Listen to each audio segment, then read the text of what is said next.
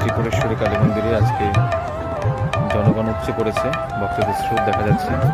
বিশাল line আজ মাঘী পূর্ণিমার পুণ্যতিথিতে ত্রিপুরেশ্বরী কালী মন্দিরে, মোর দেন 500 মিটার্স।